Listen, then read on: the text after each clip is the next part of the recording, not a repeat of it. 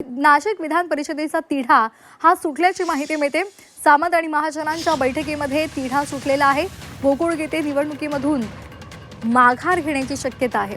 आज सामंत महाजन यांची पत्रकार परिषद सुद्धा होणार आहे। या पत्रकार परिषदेमधून ते काय नेमकं सांगतात हे पाहणं महत्त्वाचं आहे। नाशिक विधान परिषद निवडणुकीचा तिढा सुटल्याची माहिती आहे। मंत्री उदय सामंत आणि गिरीश महाजन यांच्या झालेल्या बैठकीनंतर हा तिढा सुटलेला आहे। गोकुळ गीते आज नाशिक विधान परिषद निवडणुकीमधून माघार घेण्याची शक्यता आहे।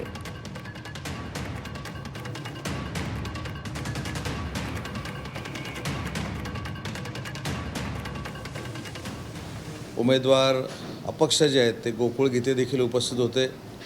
ज्यांनी अर्ज ऑलरेडी मागे घेतलेला आहे ते गणेश गीते देखील उपस्थित होते। निलेश बोरा देखील उपस्थित होते। आमचे आमदार